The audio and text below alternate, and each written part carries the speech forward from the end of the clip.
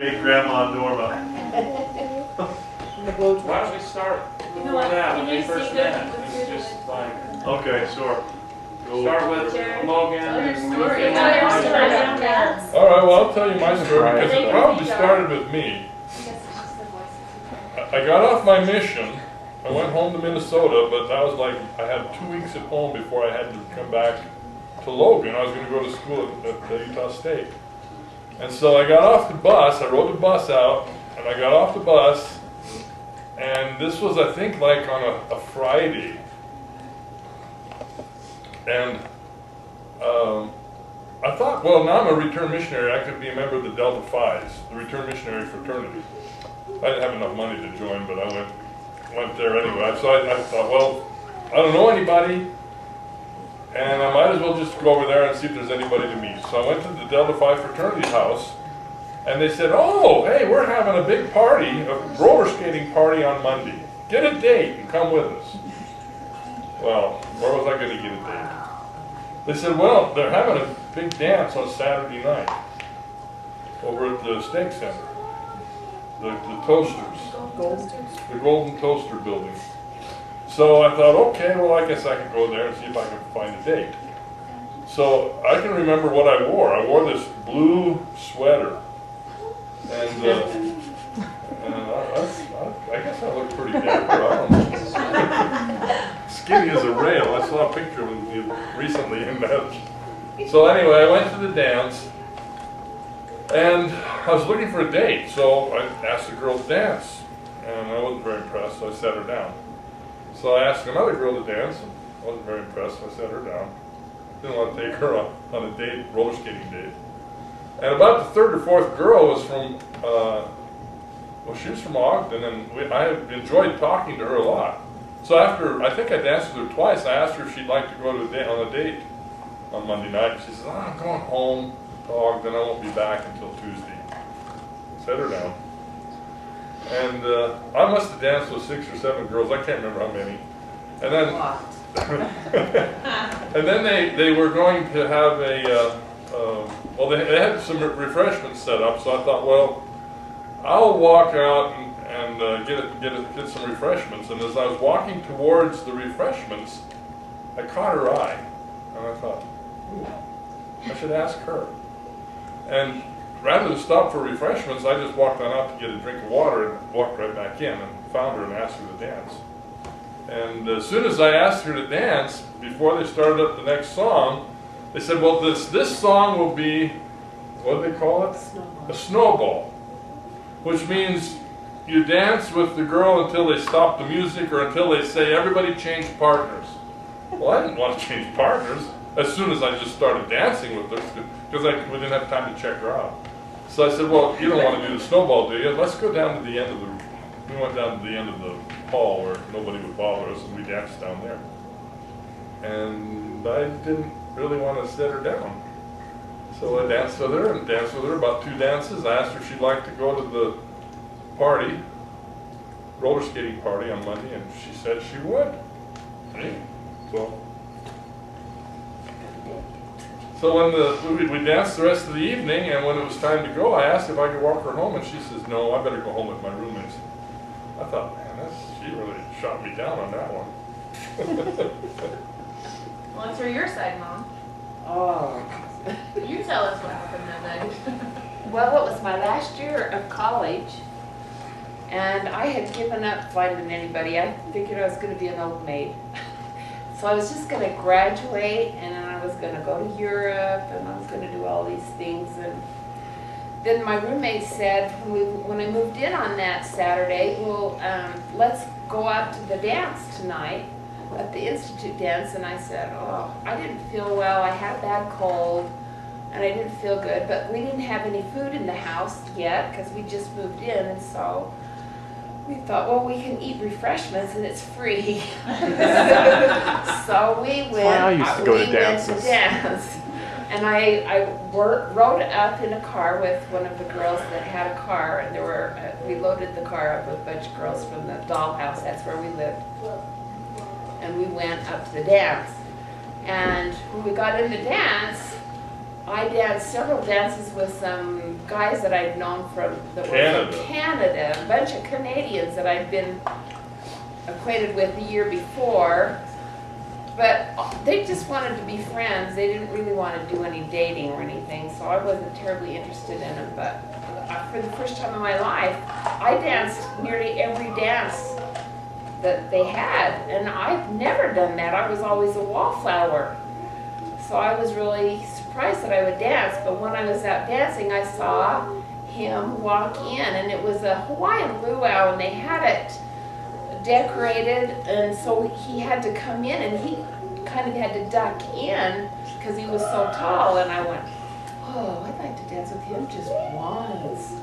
And so I danced around, and the guys that I was dancing with, the Canadian guys, would deliberately dance over close to where he was because they wanted to see how tall he was. Everybody was like, oh, look at that guy. And so they would dance around. They would go over so it would be close so we could see how tall he was. And anyway, after I danced for a while, I thought, well, maybe I should go in and ask if they need help in the kitchen. So to do the refreshments. So we went into the kitchen, and he was there getting a drink in the hall, and he said hello to me, and I thought, whoa, he said hello to me. So I went back out, and I was standing there, and he asked me to dance, and that's when they said, would you like to snowball? Now, I had been watching him the whole evening, and I thought, he's just seeing how many girls he can dance with, because he'd dance with one, sit her down, dance with another one, sit her down, and I thought, I'm just going to be one of them on his list, but I'll dance with him. And he asked me to dance. We danced, and we danced the rest of the night together. He didn't sit me down. He asked me out, and I was just all excited, and I was just, oh, wow, I could hardly believe it. And he asked me on a date, and I was really thrilled that I found out all about his family and all about him. So when he asked if he could walk me home, I thought, I probably should go home with my roommates, because I think I didn't have my keys, or I don't remember why, but I turned him down, and he said to me, well, I want you to meet my sister. And I said, okay. And he said, well, she lives in the dorm, and I live in the dorm, and there's having a fireside on Sunday. Meet me over at my ward. I thought, you're awful. You asked me out, Well, and then but see, there was and going then to be a you big asked me to meet fireside. you. Why don't you come and get There was me? going to be a big fireside right across the street. And I thought, well, surely, she was going to go to that. I said, well, we can go together. And you just walk across the street to meet my sister. Walk across the street and come and get me. He said, well, I wasn't one to be chasing boys. So I wanted them to chase My me, dad not me never to chase chased a him. boy, or held hands with a boy. Well, anyway, so I went to the fireside, and we sat, and my roommate says they were really teasing me because I told them that I told them all about him that day, and they just like, whoa, I bet you even know what color underwear he wears. And I said, I do, it's white. He's a returned missionary. I was sure of it. Anyway, so Sunday,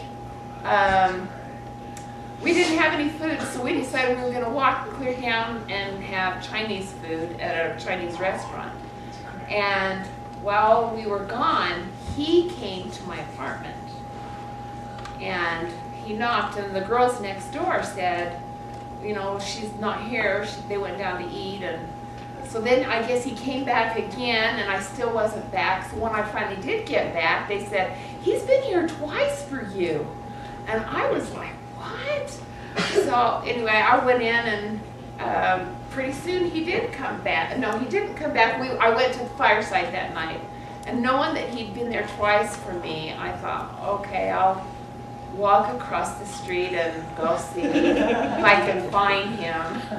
I really was not going to do it, but I did, and I walked across the street, and he was waiting for me in the foyer. So I met his sister, I met his bishop, he introduced me to his bishop, and everybody that Then we went roller skating. We went roller skating the next night. on Monday. And her roller skates fell apart, and she would have The fallen. front wheels fell off of my roller skates. And I went down. And I thought, I've really fallen for him, literally. She did go down, I held her up. Yeah, it just came off anyway. We went to the side and he helped get him back on.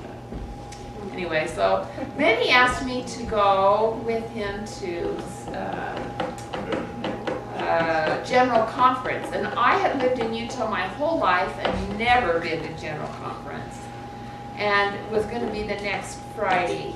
And he said, come, I'll take you to general conference. And I thought, wow, that would be cool. And he said he had an aunt and uncle that lived in Sandy that he could stay with. And I had a brother and his wife that I could stay with that lived there in Salt Lake.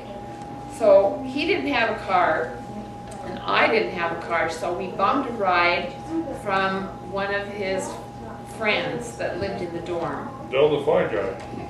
And he agreed, he lived in Heber, and he agreed to drop us off in Salt Lake.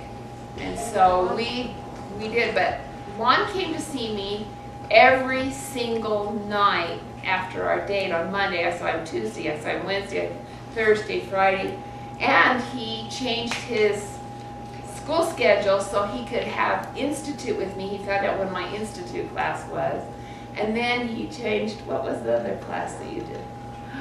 Anyway, he changed his classes around so he could be with me, and he came to walk me to class.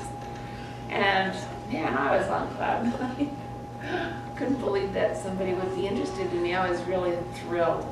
So we planned on going to general conference on Friday. So at Friday afternoon, we caught our ride. We went to, did they drop you in Sandy, or I can't remember what we did. Well, I borrowed them, they let me use his did. pickup truck. But I think that, And we went to a conference on next- Saturday, and you saw your brother there. yeah, which was unusual. I Carol hadn't was seen my there. brother for a couple of years. He lived in California, and he was there. He was a bishop of his ward from California. He happened to be there, and we were on Temple Square, and I saw him, and I thought, oh my gosh, there's my brother. And so anyway, Well, that's all you're interested in. that was, well, I have to say though, that Don't you night, have to tell the story to me? Weren't your nieces? yeah. What? What? Oh, yeah, that was the Betsy's next, and Aunt Donna's. that was on Saturday. Lon went to priesthood meeting, and I stayed with his aunt and uncle and their family while he was gone to priesthood meeting. But before he went to priesthood meeting, Aunt Donna fixed some dinner for us. And we sat close together, and our knees were touching, and so their daughters said, Mom, I know they're in love. Something's going to happen because their knees were touching. Anyway, that night he asked me to marry him, and I'd only known him 1 week by then, Oh from my Saturday to gosh. Saturday. And we went home. We went home on Sunday, went back to school on Sunday, and we went to the Institute. And we called his parents from the Institute building, and he said, Mom, what would you say if I told you that I just found the girl I'm going to marry? And she said, What? What are you doing? What are you thinking? You've only been there a week. So wait, that's it? He asked me to marry him?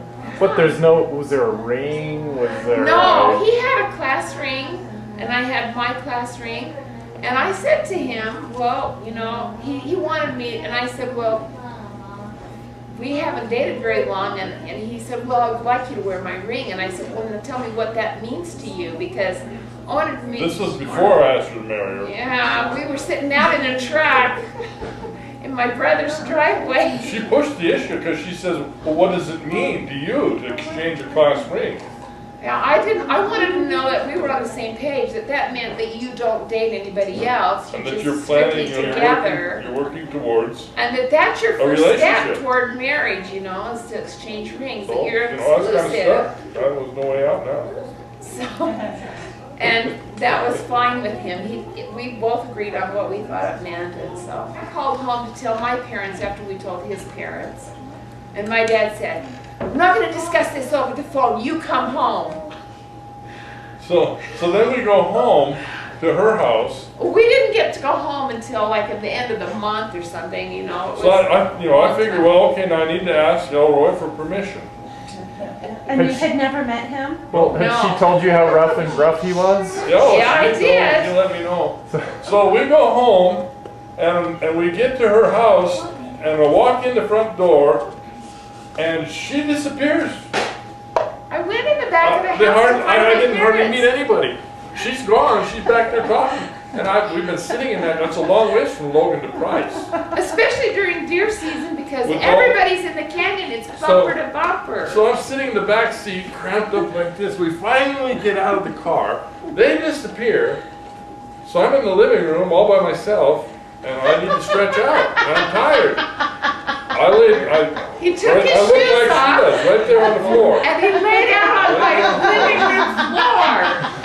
I went back to find my parents and I bring them back and here he's laying on the floor. And I'm like, Dad, this not impress my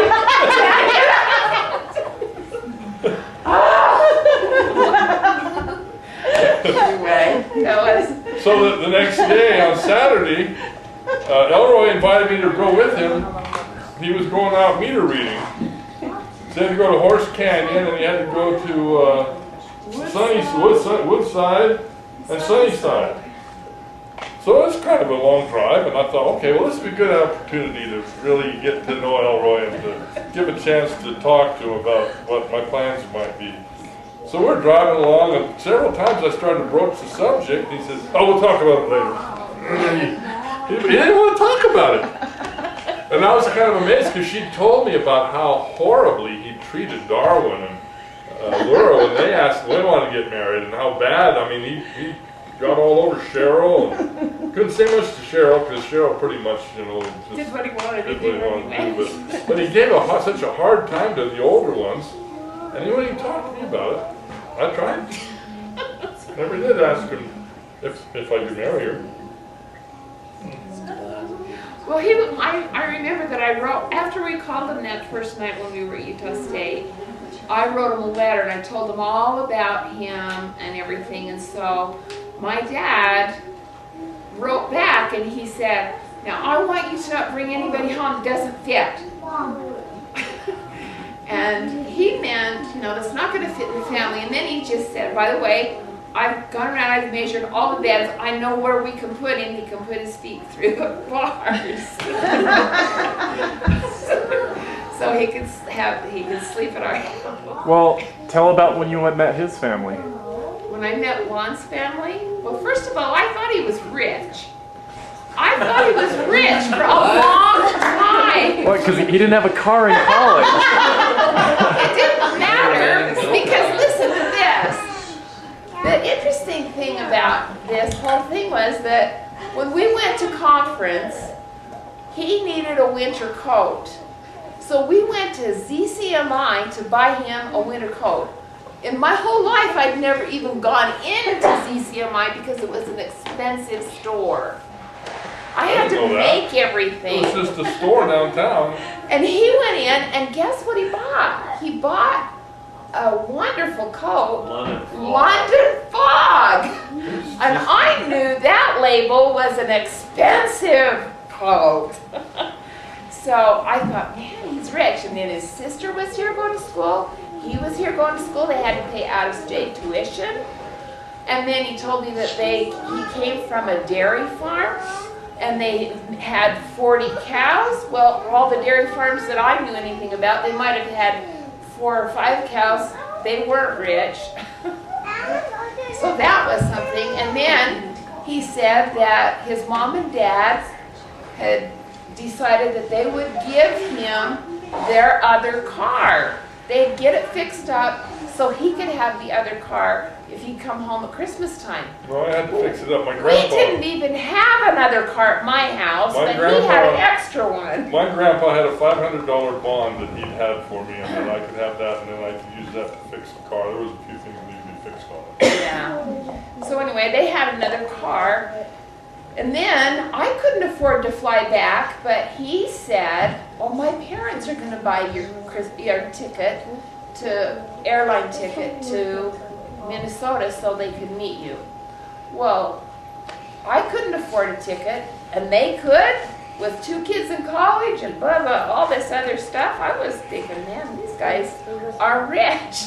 They are really rich. So I figured they had a lot of money. I'd never even been on a plane before. That was my first airplane ride, and so I was really scared to death of flying because I'd never done it, and then meeting his family. Well, when we landed, we landed in Minneapolis. Oh, okay. Then we had to go back to Fargo. Oh, we had to go to Grand Forks. Oh, Grand Forks. On another little plane to get there, and then his parents were going to pick us up in Grand Forks. When they came to pick us up, they were in a nice station wagon.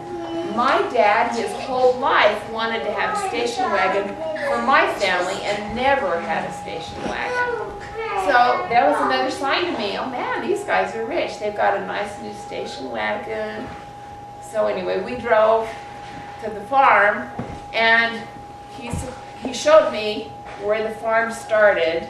This is the beginning of our farm, and we drove and drove, and then we went up this long lane, and there was their house. They had this beautiful barn and silo there, and Lon was all excited to show me the barn and the silo. He didn't want to take me in the house, so I said, okay. So we went to the barn and the silo, and Grandma said, well, I'll go in and make us some hot chocolate. You must be cold. And then when you get through with the barn, then you guys can come in. I'll have hot chocolate for you. So we went into the barn, and they had a cow that was going to be giving birth to a calf in a few hours. They could tell that she was ready to deliver her calf. And Lon's dad was with us, and he said, have you ever seen a calf born? And I said, no. And he said, well, if you want to see one, I'll get you up in the morning. I don't think she's going to have this calf till morning. And he said, I'll come and get you, and you can come out and watch. So I said, all right. So then we went in the house to have hot chocolate. When we walked in the house, my heart just sank. They had this little bitty house for all these kids. They had a boy's bedroom, they had a girl's bedroom, and a parent's bedroom. And the floors went like this. They were wavy. And it was cold. The only thing they had to keep you warm was a stove in that main kitchen area, and it had a stovepipe that went, I don't know, around the room. Well, Dad didn't want to send all the heat up the chimney, so he put the stovepipe up and ran it across the room so that all the heat would radiate off of the chimney on its way out of the house, so we could get more efficient use of the heat. Yeah. So anyway, I was put in the girls' room to stay overnight. There was no heat back there at all. And they covered me up with quilts that high to keep me warm, because when we got there it was 40 below, wasn't it? That's cold. It was really cold. It was not uncommon for it to be that low. It was just bad. And so I couldn't even turn over. I had so many quilts on top of me, I couldn't even turn over. But anyway, the next morning, Lon's dad yelled, if you want to see this baby calf born, you better get up right now. So I jumped up and went into the bathroom, and oh my gosh, their toilet, if you sat on it, it was it rocked. It was awful. My house was so much better than theirs when I was growing up. I've never seen a house like that. It had ice in the window. You couldn't even see out the window. And all the water was frozen that morning in the kitchen. Grandma couldn't even fix breakfast.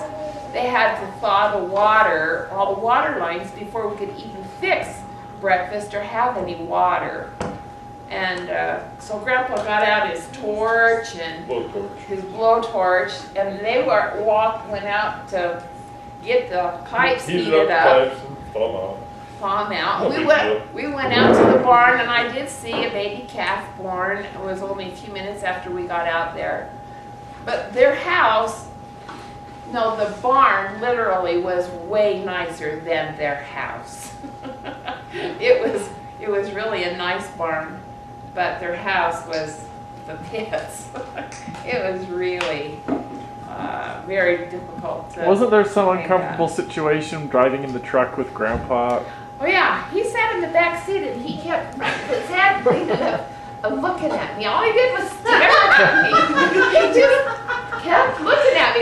They had long drive and I sat next to him and he put his head between ours. So he would look at me. Oh. Didn't say anything. No, he never said a word. He just stared at me. Ah. I was very uncomfortable. Okay, somebody else asked the question. Tell us about the blowtorch warming your feet. Oh, well, the next day. Next day, Dad asked us to take this load of feed to the barn, Grain. the grain, the succotash we would raise. It was a mixture of wheat and oats and barley, and we had it in the granary. We loaded it up on this old pickup truck we had. Now, the And, pickup truck didn't have very good brakes. and it didn't No have very heat. good tires. No, and yeah, the there was tires no heater were in it. shot. And she wore this lightweight cotton culottes with it came to about Knee-length here. socks. Knee-length socks. And from here to here, she was Bare. She was bare. And but we, you know, Did they not tell you it was going to be below zero in Minnesota? You know what? I You had have no never idea. ever been in that kind of weather in my whole life, so it didn't mean anything. so to me we when get you in said this so old bad. truck, and your grandpa comes out and says, "Well, there's no heater. His heater's broken." But he says, "Here, we'll put this." He pumps up the blowtorch. You know, it's the you pump it up, put pressure in it, and it has white gas in it. And he lights the thing and puts it there by her feet. To keep my feet warm. So now we got an open flame in the cab of the truck to keep And us if you warm. look down, you can see through the floorboard. You can see the road underneath us. Whoa! So we're driving down the highway headed for town, and I blow a tire. And we were with a weeding. full load of grain on Oh the my back. gosh, I And thought you were gonna I tip about lost over. control of the thing. Finally get it pulled over, and fortunately another guy comes along because I don't think I even had a jack. He was behind us and he saw it happen. And he pulls over and he helps me change the tire. And we go on into town and unload the grain, and they grind it up. But while we're waiting for it to be ground up, I take her through town and take her to the store. We walked Did- all over. Did anybody ask you for your autograph at that point? No, we had plenty of people following us though. They followed him all over. I couldn't go anywhere and they were following him. And these young kids they would follow us and they said, "Isn't that Lon Szymanski? That's Lon Szymanski." I was famous because of my prowess Basketball. at basketball. And we walked into Goodrich High Bjorkman's. School. Bjorkman's was a men's specialty store and a shop, and they ordered all of his clothing, and so everybody knew him when we went into the store. Like, "Hey, Szymanski's back!" You know, and they all went over to talk to him, shake his hand, and everybody knew him because they'd been, Well, what's outfitting amazing- him for a few years. Okay, I can understand the year, but this is like after my mission, so I've been gone for like 3 years from the time that we had that great basketball season, went undefeated, and beat Thief River Falls and all that. I mean, so now we're 3 years later, and okay, I understand them remembering me, but we took all the kids back in 1985. All of you guys. I was 20. That was my 20-year class reunion. And still, when I walked down the street, I'd have people come up and ask for my autograph. These kids thought it was crazy.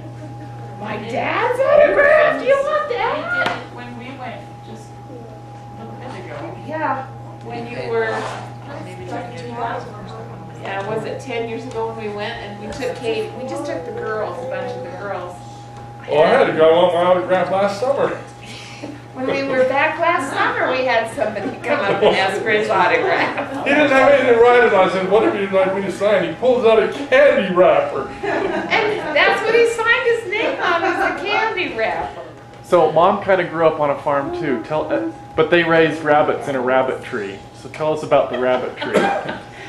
Well, see, that's what, when she was telling me about her dad and about how he made, made money for the missions and all this and helped out with they raised rabbits.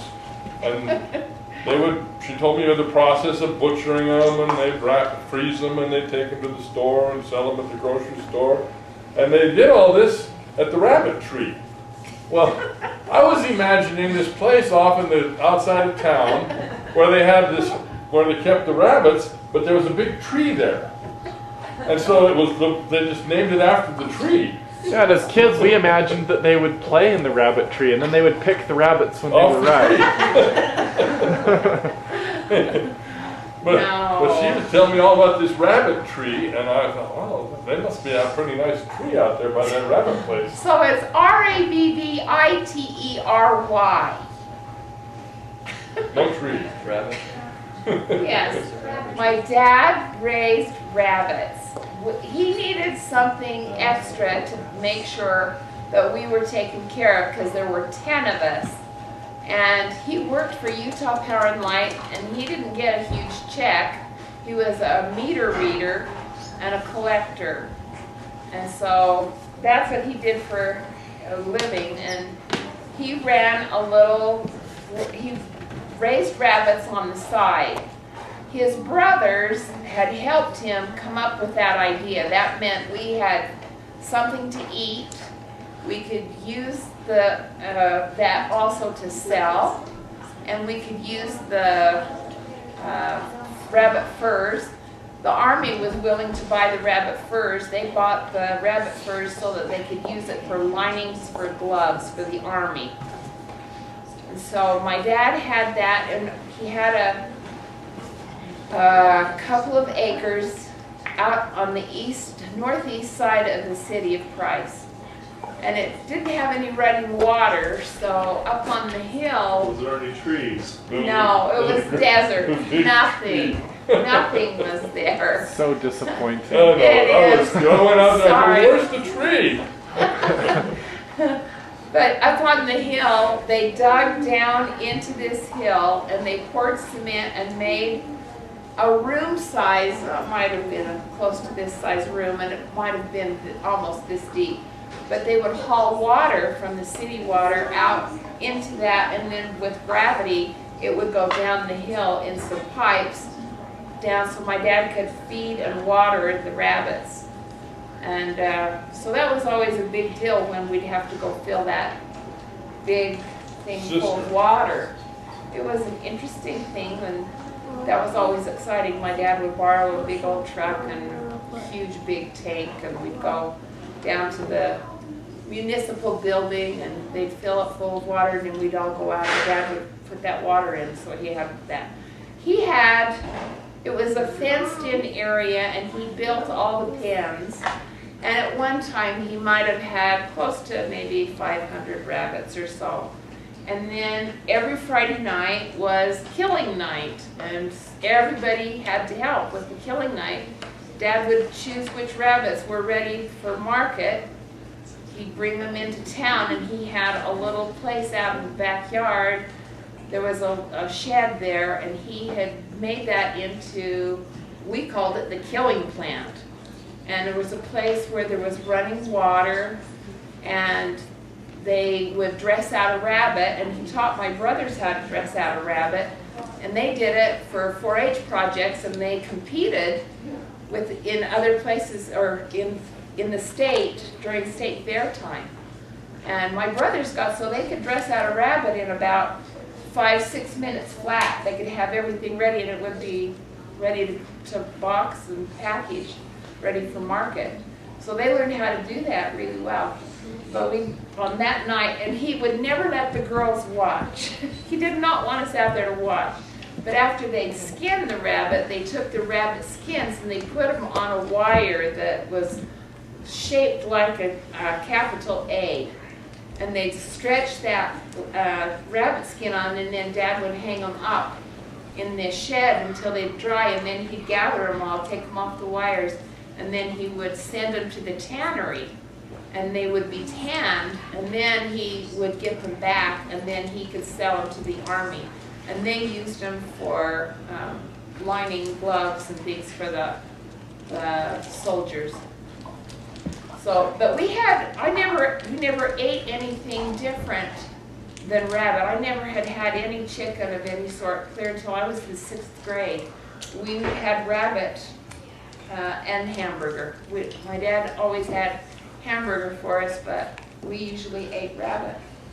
And it's a very lean meat, and it was good, and we liked it.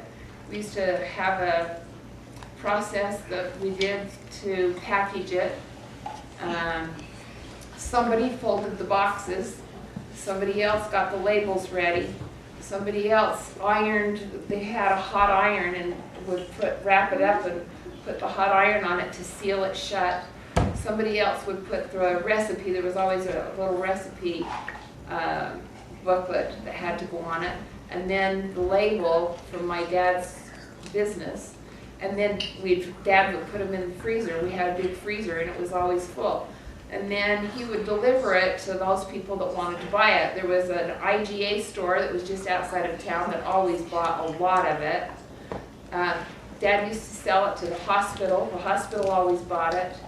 We had several restaurants in town that bought it.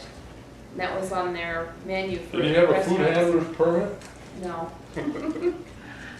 There were some people up, there was a couple of chefs up in Hiawatha that did some cooking for a lot of the miners, and they always bought some. We had several Greek people in the area that bought it, so it was a big business, and it helped my dad to earn some extra money on the side to care for the family. I want to hear more about the basketball. Oh. How'd you get started doing basketball? Well, when you're the biggest kid in school, and it's a little tiny school, you have to play basketball whether you want to or not. Whether you're any good or not, you have to play. So were you any good? No, I was no good. When I started, When did you start? well, they'd have basketball tournaments in elementary school, and you'd choose up teams. And I suppose I was about as worthless as most kids are at that age. But there was always, there were always some little kids that were more coordinated. I wasn't very coordinated. And when I got to 7th grade, that's when there were the 4 Gs. There was Grigla, Goodrich, Gully, and Gonvick. And, no, not Gonvick, Gatsky. Grigla, Goodrich, Gully, and Gatsky. They were just little schools that were in our area. And they were just, I guess you call them middle schools. They were 7th to 9th grades. So we would always play those schools in a little tournament that we had. And so, I was a big kid, and they'd have me play, but I wasn't any good. So that was the 7th and 8th grade. We played those schools. And then by the time I got to 9th grade, that was the year that we got a new coach. Glenn Peters, who came in as the coach. And he was just out of the Army. He was a young guy, just finished with school, gone to the Army. And he came back to our school. And he started the athletic program, running it like a military training camp. He was the drill sergeant, and we were the drillees. But he comes in there, and he's got this freshman class, and of course he's got this big kid. It's no good. Awkward, uncoordinated, but when you got a kid that big, you work with him. How tall were you then? Oh, I don't know. I passed my mother in height in the 7th grade, so she was your height. She's 5'11". So I was probably 6'2", 6'3". 7th grader. That's 9th grader. 6'3", 6'4", maybe by 9th grade, I don't know. anyway, I was a tall kid. And so I was on the freshman team, and you know, he worked with me, and I was okay, I suppose. I mean, as a freshman team, we weren't too bad. And once in a while, you know, he'd take 2 or 3 of the freshman guys and let them dress for the varsity. And I probably dressed for the varsity half the time that year just for fun, but never really played. Once or twice maybe he stuck me in a game. But as a sophomore, I started every game, even as crappy as I was. I started every game because he wanted to, you know, he worked with me and worked with me. Trying to teach me how to do a left-hand hook and catch the ball in the key and hook the ball up and go to the left and hook the ball up and work with me and work with me and work with me. And throughout the course of that season, I probably averaged about 8 points a game and maybe a few rebounds if I was lucky. And some of the townspeople would say to the coach after the game, I heard this later, "What in the world have you got Szymanski out there for?" But I started every game. He made me start every game. He made me play every game. He worked with me. And the last 2 games of the season, I scored 22 points each game. And, you know, so it was starting to pay off for him. And then as a junior, we had 2 kids on the team that were my age that were really pretty good. There was Robbie Vegan and Roger Holty. And in our junior year, we were now juniors, and the seniors that had graduated from my freshman team, or from when I was a sophomore, there were several of them that were pretty good, but they were all gone now. And the next class down didn't have a whole lot of good players. So now the juniors were the big boys, and I was on that team. And we did pretty well that year, but we just didn't have enough of what it took. We didn't do as well as we wanted to do, but we did pretty well. So we had great hopes of coming back the next year because we had some pretty good sophomores that were coming up, and the junior team the junior guys were pretty good. So when we came back for my senior year, we were hopeful of having a good season. Robbie Vegan, who was our guard, that was really a good player. Only problem with him was he was pretty much a ball hog and didn't really like to share the ball or play team ball like we needed to have. Because our coach recognized that with a guy my size, you had to play the ball and play to the big man in the middle and figure out a way to get the ball inside. And if we did that, we scored really well. But Vegan liked to shoot a lot from outside. So he was the kind of player that everybody loves when you're tall. They shoot the ball outside, and my job was just to get the rebounds. But Robbie was the homecoming king. He was the star quarterback on the football team. And on the night of homecoming, he was killed in an automobile accident. Our best player and the hope of the team. And so now, even before basketball season started, we lost our best player. And so we started our season out, and the guys that took his place were these little sophomores, but they listened to the coach. And the name of the game for us was get the ball into the 6'10" guy in the middle. Get the ball into the 6'10" guy. And our whole strategy was to figure out ways to screen me off, get the ball, and put, most of my shots were within 6 feet of the basket. Didn't shoot much out beyond that. I did once in a while, but most of them were right there and close. But we had plays set up to score inside. And so, I was scoring like 28, 29 points a game. And we were undefeated for 27 games. It was pretty exciting. And we graduated 40 kids. We were the darlings of the state. I mean, by the time we had won our like 20 games without losing a game, the big schools and the big newspapers in Minneapolis were starting to take notice, and they were writing editorials about Goodrich. And at that time, there was no Class A, B, or C, in the high school. It was all one high school league. They'd take the state, divided it up into 8 geographical areas. So we were up here in Region 8. Well, we played schools that were our size during the regular season, but when it came tournament time, we'd have our small school tournament, but if we won our tournament, we'd move up to the big school tournament, and finally the region championship. And so we won our small school tournament, and we moved on to the district championship, where the second night of first night we played East Grand Forks, and we beat them pretty handily. And the second night we played Thief River Falls, which was the nearest town to Goodrich, but they were the big town. That's where we went to do our shopping.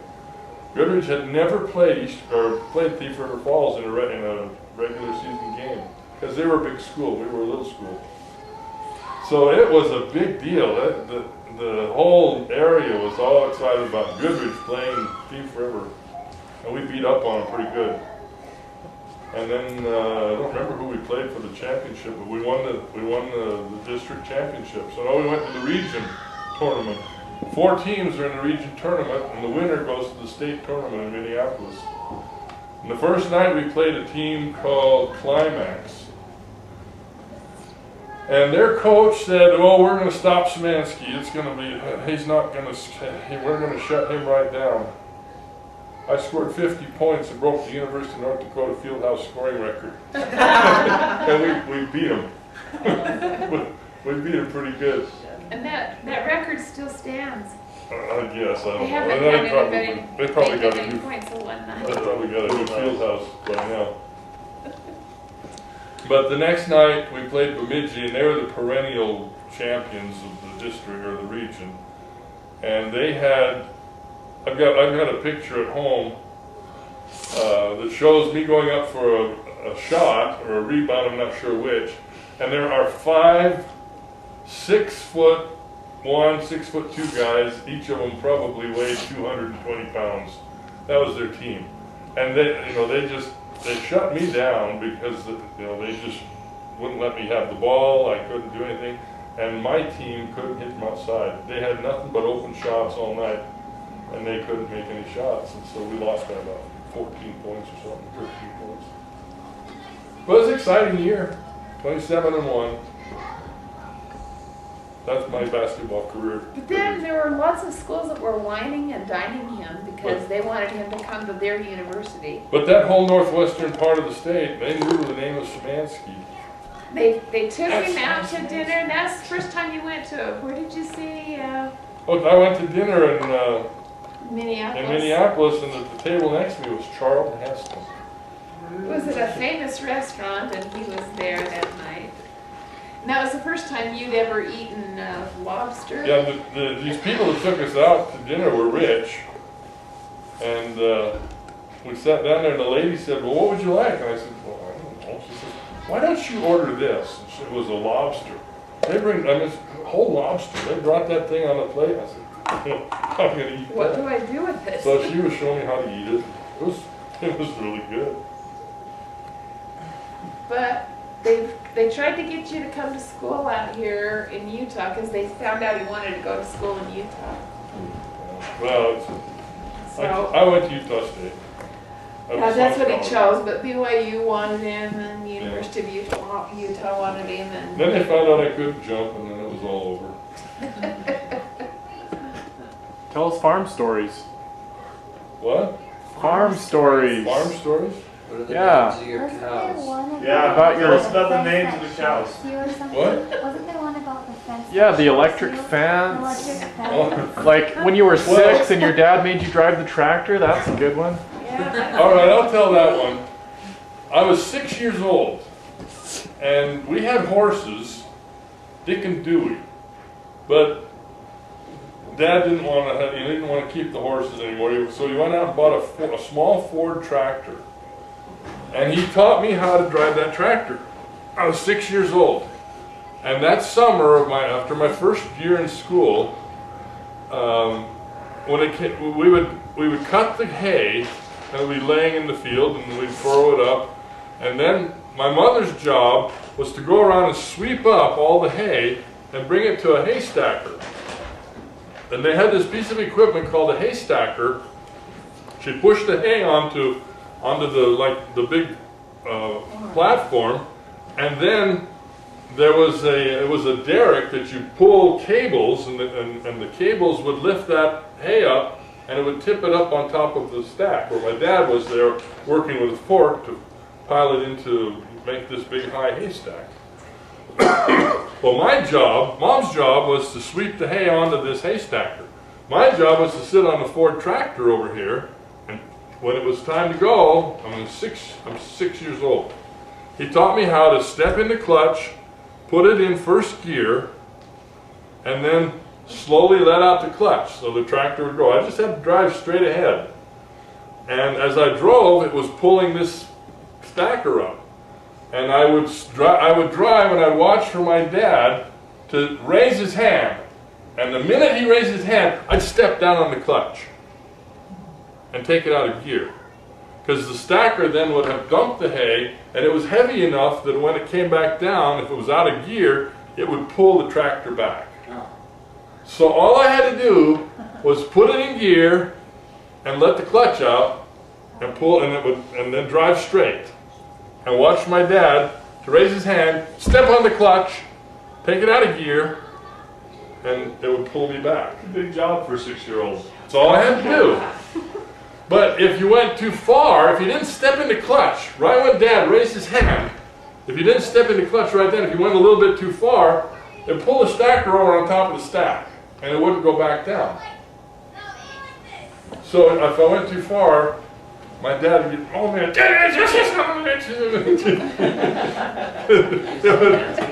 would be a really hardship now to get that thing back down again. So for a 6-year-old, that was really nerve-wracking, because to have the pressure to step on the clutch exactly at the right time. And but that was my job in the summer. I'd have to sit out there on that tractor. After a little while, I pretty much hated it, but I had to do it. You cry, and why did they send him back to the farmhouse? But now, you know, if they did that, if I didn't do it, then my mom would have to get off of her tractor and go over and get on the other tractor and pull it up. And if I was there, she could be out sweeping up more hay. And so it was a hardship for him. So as a 6-year-old, that was my job. Who was watching babies when? Mom had to hire somebody. She hired a girl to come in and watch the babies while she went out to the field. Did you say that Grandpa had to put a piece on the clutch so you could reach it? Well, that was when I was older. When I got older, we got rid of the hay stacker, and my dad bought a farmhand, which was a hydraulic lift right on the tractor. So we had a bigger tractor that we put the farmhand on. And all the neighbors also bought farmhands about the same time. And so they're out there sweeping and these things. Now you didn't have to do like my mother did, was push it on the hay stacker. You could just drive over to the stack, pull the levers, and it would lift right up, and you just put it right on the stack with the hay on the tractor. But all the neighbors were buying these things, and they were tipping them over. I'd hear stories about how Kermit Maidman tipped over his farmhand the other day. So Kenny Sanders tipped his over. And Dad bought one, and now we had our farmhand. And Dad said, okay, you're going to drive the farmhand. And I'd hear about, hey, well, if everybody's tipping them over, I don't know if I want to. And I was probably about 10 by now. So I was 10 years old, and I would have to go around, sweep up all the hay, come, and I'd have to put it up on the stack. And I mean, you'd have to drive really slow, but we had this old Farmall tractor, and I couldn't reach the clutch. I was too little to reach the clutch. So Dad had to put an extender on the clutch about that long so that I could drive the thing. And so I'd hear, all my neighbors were tipping these things over, and here's this little kid out here doing it for my dad. Did you ever tip over? Never did. Never tipped over. Talented. But one time, I was out, it was few years later, I was older. I was probably in high school. It was probably about, I may not have been too long from leaving home. And we had another job that we had to do. And Dad had made this little bug. We called it a bug. It was a homemade tractor that he made. And he hitched a little rake to it that, you know, you would drive around and it would rake stuff up. It was maybe about 12 feet wide. And it had tines that were shaped like this. It was like this. And you'd drive around and it would catch all the hay. And when it was full, you pull the lever and it would flip the tines up and drop that hay that you swept up with the rake. So my sister's job was with this little bug to drive around the field and pick up the hay that was left behind when I would go through and sweep up the hay. And so she'd pick it up and she'd come back around by the stack and she'd pull the lever and drop the hay there so that I could at some point pick it up and put it on the stack. Well, Dad's up on the stack and he can see me and he can see Mary. And Mary is on this side of the stack and I'm on this side of the stack and she can't see me. And he sees her come around the stack and realizes, oh, no, he's yelling at her, trying to get her to stop, and she runs into me. Fortunately, nobody was hurt, and it didn't hurt the machine too bad. Everything was okay, but that was a little excitement that we had. So tell us about the electric fence. That's always a good story. We had all these cows and calves and young stock, and we had a big area that had there were woods, and we fenced it all in. We put fence all around it. And there's probably a half of, well, maybe a quarter or two of land. There's quite a bit of land that was in the wooded area, but we fenced it all in, and with an electric fence. And the fencer that we had was strong enough that it was pretty good to keep the cows out. But if a cow, well, we had some cattle that started to press against it, and they would realize that this isn't much of a jolt. And it didn't bother them too bad when they touched the fence. So they'd touch it, and then they'd crawl through, and they'd get on the outside into the fresh hay that we didn't want them in, or into the succotash, or into the corn. Oh, my dad would get so mad when the cows would get out. So he said, all right, that's it. So we went to town, we bought what they call a weed burner fencer. It had, the voltage was high enough that if grass would fall against the fence, see, if the grass fell against the fence on the old fencer, it would kind of water down the power of the electric charge. So it wouldn't jolt them very bad. But if it fell against the weed chopper fencer, that voltage was strong enough it would burn the weed, so that it would burn it off and it wouldn't touch, it wouldn't ground out the fence. So we put that strong voltage one on, and Dad said, come on, let's go out and watch now.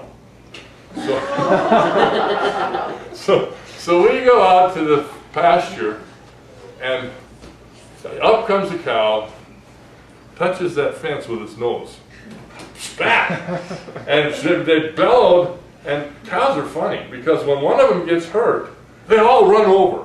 We had 60 cows run over to see that poor calf that had his nose burned by the fence. And they're all over there talking to each other, saying, what's going on? How did that happen? And so pretty soon, one of them decides, one of these young calves that used to do this, they would crawl down on the front legs, they'd crawl underneath the fence, they'd get halfway underneath it, and they'd stand up, and like scratching their back, and a little bit of a jolt, but it wasn't too bad. Well, they did that with this weed burner fencer. They crawled halfway underneath that thing, and they stood up. It was like they got shot. That poor calf fell on his belly. It was just laid flat on the ground underneath the fence. Well, if you're a calf and you're flat on your belly underneath the fence, how are you going to get out? They stand up. And what happens when they stand up? They hit the fence again. 60 cows are running over to see what's wrong with that calf. And there's a couple of them that are doing this. And they finally get on the other side of the fence. And they got 60 cows looking at them, and there's 2 of them on the wrong side of the fence. Well, cows in distress don't like to be separated from the herd. It's much more comfortable to be in the herd. Well, they're on the wrong side of the fence. What do you think they did? They turned around and they came back the same way. Rah!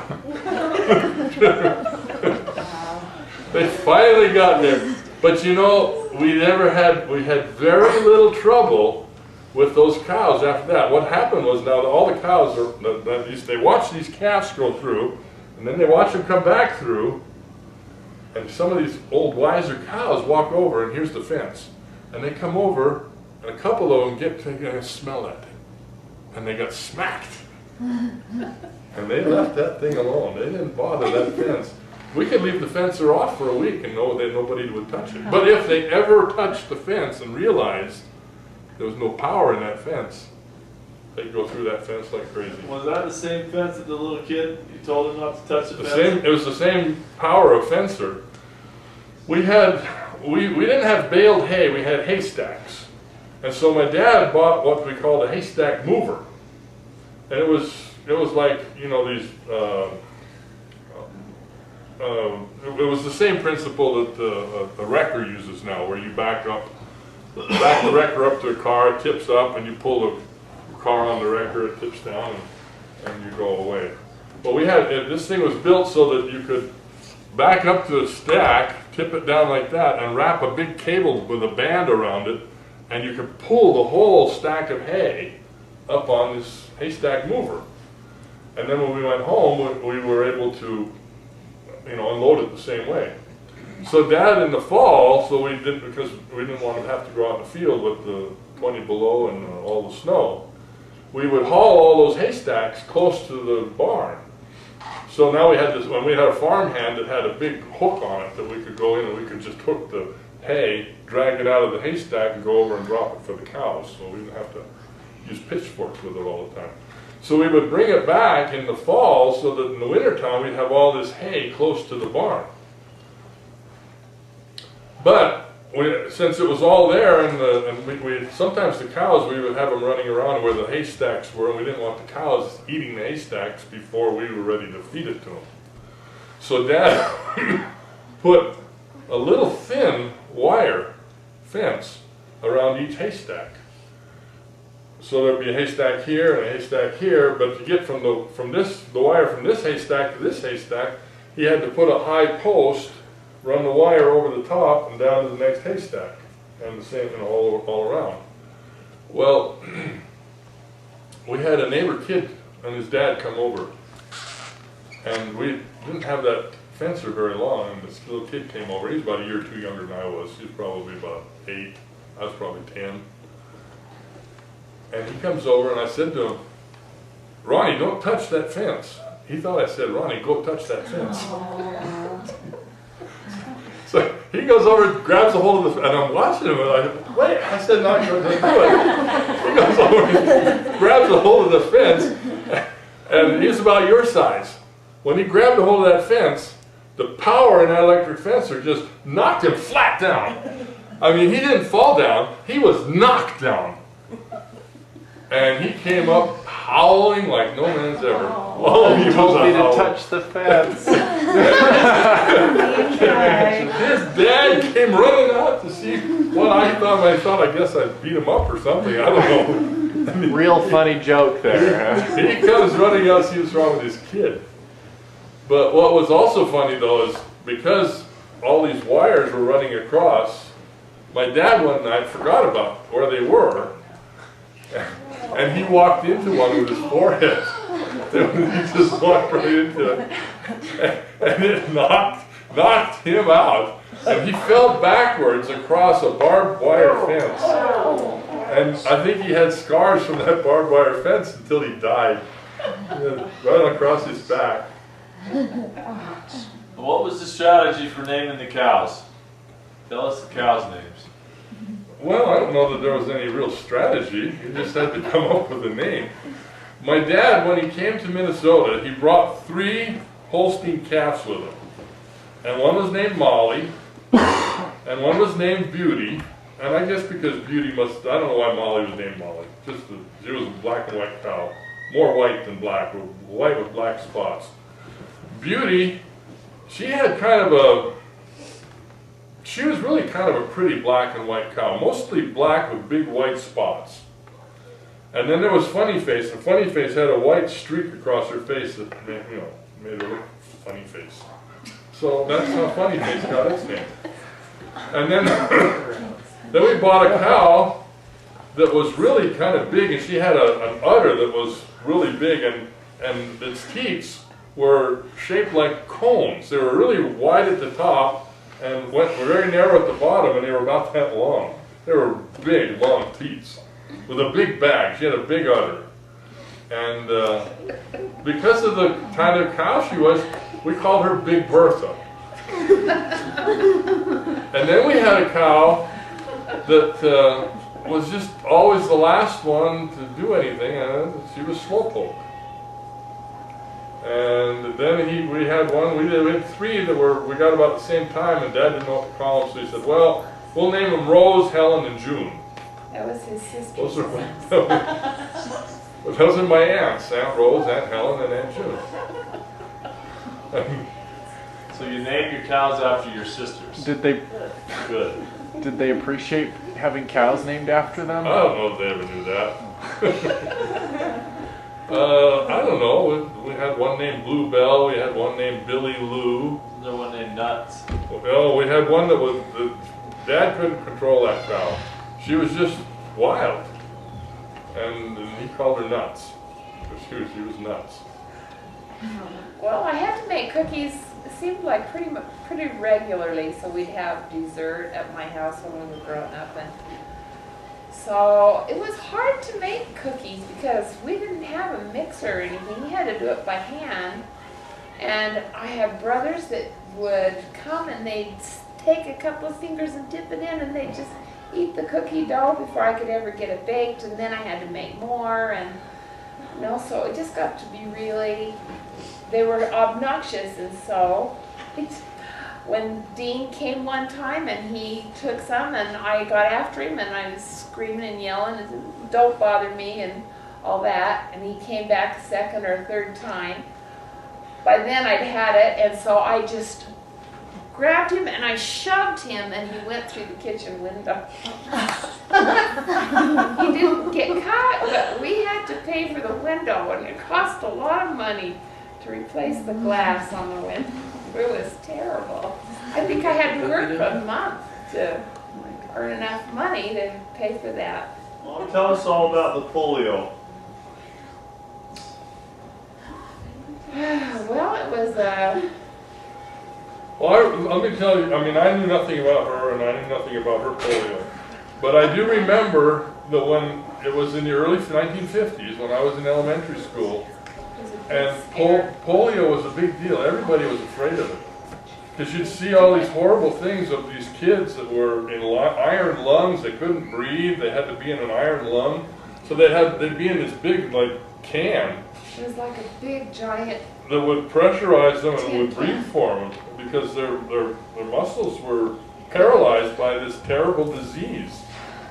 And you know, it was scary. Everybody was afraid of it.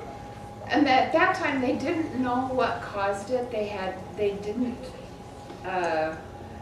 know if it was waterborne or if they thought They knew it was a virus, and they were working on trying to find a but vaccine they just for it. didn't know what to do for it. It was epidemic at that time, and it was summertime, and my dad had to go to Green River to read meters, and I had been sick for a couple of days with a high fever that they couldn't break. I was 4 years old, and they couldn't make this fever go down. My mother had tried everything, and I still had the headache. I remember the headache, and I remember just being just so terribly hot. My dad left to go out of town, and when he got back a day or so later, I still had that high fever, and so he suggested to my mom, well, let's give her some ice cream and see if that'll help. You know, see if that'll help get it down. So they sat me up at the table with the rest of the family, and they decided that we'd all have ice cream, and I was trying to eat their ice cream with my left hand. I had been right-handed, and my dad said, well, you're spilling it everywhere. Use the other hand. And I said, I can't lift it. So when he knew that I couldn't lift my arm, he immediately called the doctor. And back then, the doctors made house calls. And so our doctor came to the house, and he examined me, and for him to know for sure what his suspicions were, that it was polio, he had to do a spinal tap. And so they did it. They took me into my mother's room, my mother's and dad's bedroom. And my dad had to hold me because you can't move. You're not supposed to move when you have a spinal tap. And so they did a spinal tap. My dad held me down. They wouldn't let my mother in with me. They just had my dad hold me. And they did the spinal tap, and the doctor took it, and the next morning he called and said, get her to the hospital in Salt Lake as quick as you can. She does have polio. So my parents didn't have a car to take me, and my mom was overwhelmed with children she needed to take care of, and so my uncle happened to be living with us for the summer. He was working for Utah Power and Light as a part-time worker. My dad had gotten him on with the power company.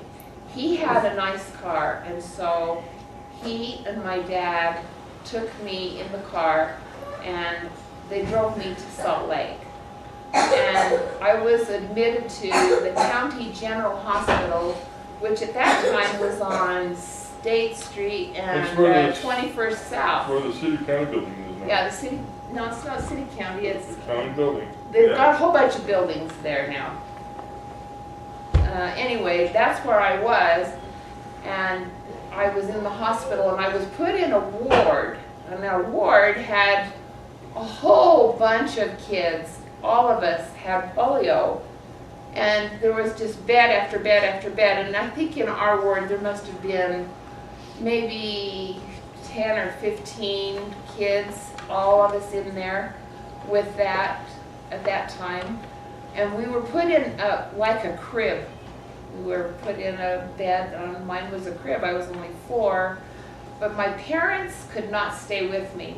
My dad had to go back to work, and so I was left by myself in the hospital. And they worked with me. And I don't know why I was moved, but they moved me from there to Holy Cross. And I remember when they moved me from the County General Hospital to Holy Cross Hospital, because I remember that it was a really warm day, and they took us outside. And I don't remember if it was in an ambulance or if it was in a car, but I do remember that we were taken to a different hospital. There were a bunch of us. And so I was moved to this new hospital, and at the new hospital I was scared to death because it was run by the priests and the sisters, the nuns. They all wore their garb. The nuns had those big white paper hats, and they had a big gold cross on them that they wore, that necklace, and they were dressed in black. And the priests that would come around and talk to everybody had their outfit on, or looked like their collars were on backwards, you know, it went up to here with a little white. But I was just so frightened of them. And my grandmother and grandfather lived not very far from Holy Cross Hospital, and so my grandma would come every day to see me, and she'd come to brush my hair. She brought me a pink brush. I remember I had a pink brush, and she would come every day and brush my hair for me. She brought a bottle, and then she would promise me, if you don't cry when I have to go home, I'll put some money in this bank for you. So I was over by the window, and I remember having this little bank, a little glass bank, and she'd put some coins in it for me every time that she came. And I was watching those coins come back. My parents could never come and visit but once. They came once during that whole summer to visit. And they brought the whole family, but they were not allowed, none of the family members were allowed to come in. And so they wheeled me over to, or they moved my bed over by the window, and they opened the window so I could look down at my family below. And I tipped my bank over and it went down and all the money scattered down in the grass below where my family was waiting. Anyway, they picked it all up, but I was really upset about that. My grandma brought books. She would bring me books. I had an aunt who came on a regular basis, spend time with me. I had an uncle who kept coming and he kept saying, "Will you hurry up and get better and I'll take you to go see the lights. We're going to go see the lights. We're going to take you up to see the lights when you get What's better." Uncle? My Uncle Art. And so I was in the hospital all summer. So what was the point of being in the hospital? What did they do? They did treatments. They did treatments on us every day. They had hot, wet wool blankets that they wrapped our limbs in every day. Ugh. So to this day, I That didn't do cannot any good. stand the smell of wet wool. That just, ugh. Immediately, if I have wool gloves on, and you take them off, you can smell that. Was there any scientific evidence to these treatments? I think it was to help keep your limbs limber so they didn't stiffen up, because we couldn't move them. I couldn't do any of that. That But sounds that's so what they archaic did. to me. I'm sorry. It sounds like some, That you was know, the home treatment. remedy from Yeah. 200 years They ago. probably didn't know what to do. I don't think they knew what to do either. They really didn't. But every day that they'd wheel that cart in, all of us would start crying like, "I don't want to." And it was the hot summer. And then to have to be wrapped up in these hot, wet wool blankets, they were itchy. You know, it just was miserable. It was So just they would wrap terrible. all of your limbs in it, Yeah, they regardless would of... wrap your legs, wrap your arms, wrap them around your body, and then you just had to lay there with them for a while, and then they'd come and remove them. And then they came and worked with this. They moved your arms and your limbs, everything back and forth, and I was never allowed to get out. Did they also You couldn't put leeches walk. on you? I mean, Wow. leeches? No, know- they didn't have that. I think they didn't know really what to do. We had only one iron lung in my room where I was. I do remember that there was a Dr. Green that used to come and see me, and I liked him.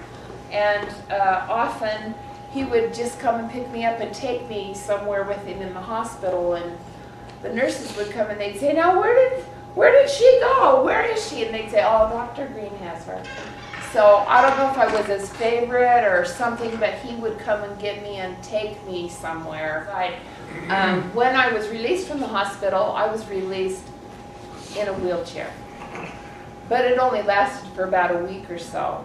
I couldn't walk. I wasn't strong enough, but I think it was because they kept us in those beds all the time. We weren't allowed to get up. But after I got home, you know, my parents had encouraged me to get up, move around, go. Well, you know, how would they whatever. determine when you were okay to come home, though? I don't How know. did they determine that? I don't know. When I was released, however, they had built me March of Dimes, paid for a brace, and the University of Utah medical students made the brace for me to wear. I wore it, had steel bars in the back, it laced up on both sides, and it buckled here in the front. And it held my arm up with a ball that my hand went around it. It held it up for me. And I wore it. My mom had to remodel all of my clothes so I could wear that. I only have one picture of me with it on that I know of. I've never seen another picture of me with it. So I do have one picture with me with it on. I still have the brace. You may have seen it. It's in the storage room at our house. And I look at it and I think, my gosh, it's only that big around. I was 4, but that's the skinniest 4-year-old I think I've ever seen. But I wore that for, it was a little over a year. And when I went to school, they took it off. But I went to a physical therapist until I was 18 years old. And I had to see a physical therapist, and they gave me exercises trying to get those muscles strengthened again so that I could use them. And I never was able to.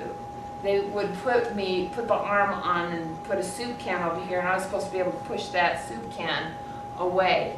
I still can't do that. I don't have enough strength to push that out of the way. But going back to the dance, when we were dancing, and I mean, I was having, I can't believe I was such a dancer that I didn't realize there was something wrong with her arm. I never realized it. She had to finally tell me that she had polio and that she was. And see, by this time I was pretty much in love. We were planning to get married, and this kind of shocked me. So I made me think, gosh, do I want to? Can I handle that? And married to a cripple. so It's because when we were dancing, to hold my arm up like that, after a while, trying to hold it, it starts to shake. I thought, oh, she really likes me.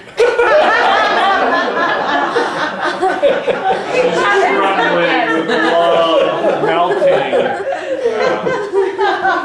So for a day or two, and he put his arm around me and everything. He never felt that there was nothing here. There's no muscle there. For a day or two, I was really kind of troubled by that. And then I was stupid. I mean, it's always. But his grandma didn't like that. His mom and dad, I had written a letter to tell them about me, a little bit about me, before I ever met him at Christmas time. And so I had let them know about that. And so they automatically told Lon's grandparents a little bit about me because we were coming home for Christmas and we were going to be getting married and da-da. So. But Lon's grandma would say, why is he marrying somebody with one arm? What can a one-armed woman do? And she said that a lot. She never did really like me. Even after we had our first baby and we took Jared back, I was expecting Eric, and we went back there to see him. She And didn't like very many people at all, did no, she? Isn't this the would same not woman? even hold Jared to have a picture. We wanted a 4th-generation picture. She wouldn't even hold Jared long Was she enough kind of to going have. crazy by then? No, I don't think Or was so. she just She not a was very just- friendly person? She wasn't very friendly. Well, is this the same woman who said, when you got kids, you got shit? Yes, yes. That's my grandma. It's my And favorite she quote. said- she always said, yeah, she would say, why are they getting married? They're wet behind the ears. Isn't that what she said to us all the time? You're just wet behind the ears. I don't know why you're getting married. She just didn't agree with it at all. Tell us about your brothers and how they were mean to you. Yeah. I love this story. Oh, they would just tease, knowing that I couldn't. Your daughter's yelling at you. They just teased me, and they knew that if they picked my arm up and then just let it drop, it would fall on my Did head. anybody want to see? No. But it would just fall on my head, so they would just hurry and grab me and then grab my arm and hold it up and then let it go. And they knew I couldn't control it. It would just fall on me. So And when I was I a thought they were teenager, I mean. tested it out to find out. yes. Because she said she used to swing it at people. Yeah, I did. And I says, well, come on, swing it at me, Mom. So I was kind of shadow boxing her. And she was coming after me, trying to get a good swing in at me. She swung. Chad was behind And I Eric moved, drinking a glass And of Chad milk. was Chad got belted. drinking a glass of milk, and down he went, and milk went everywhere. Chad's the one that got it. What Chad did didn't you do? Why did my mom just deck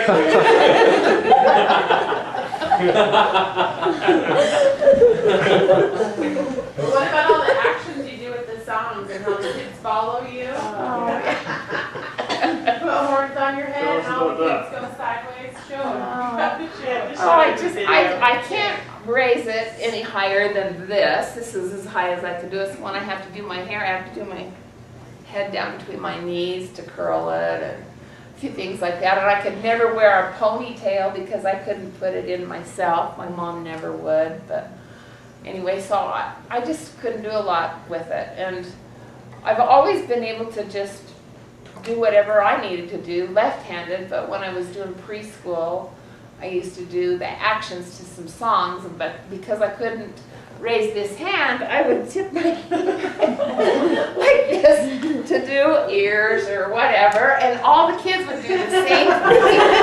Whether they could or not, it didn't matter. My mother tells an interesting anecdote about my childhood. I was a little younger than that, but I think I was like 2 years old or something. It was before we went to Minnesota.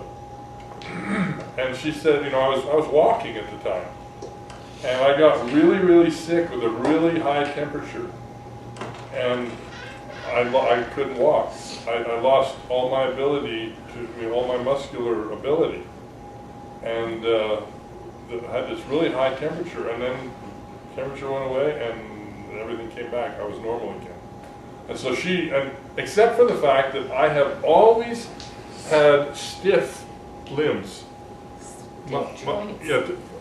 For me to reach over and touch my toes all the time I was a child was something that was very difficult for me to do. I mean, if I worked at it, I could touch my toes, but people would put their hands flat on the ground.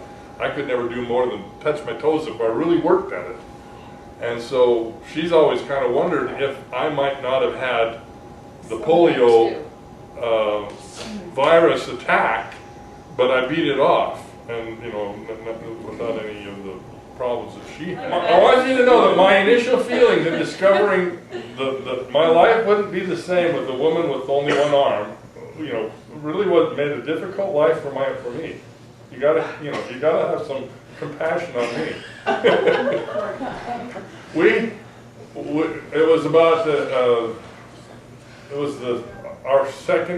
It's our first year of marriage.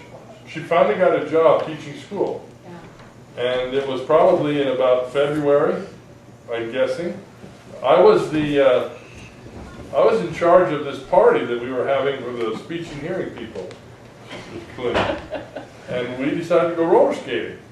So we go to the classic bowling place there on State Street and 21st South. They've got this that giant where they got the big bowling pin there. We went there to go have this roller skating party. So we're roller skating, having a good time, and we had refreshments, and it was about time to go home. And I said, well, let's just do one more trip around, and then we'll go home. So I'm going around, and she's following me. And I didn't see it happen, but some little kid pulled out right in front of her.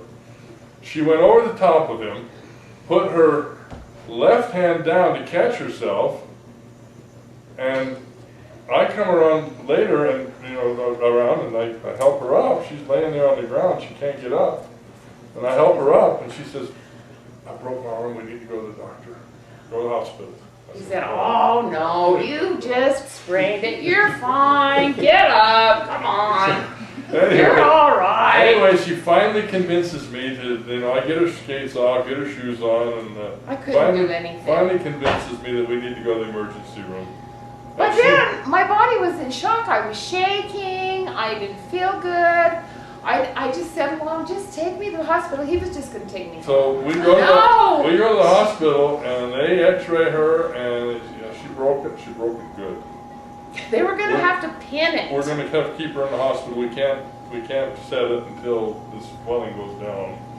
And because I'd been eating all night, they wouldn't try to set it because they were afraid I'd throw up if I had anesthetic. So they set that thing, and they lock her up, her left arm up in a cast from here to here. She cannot move that thing other than like this.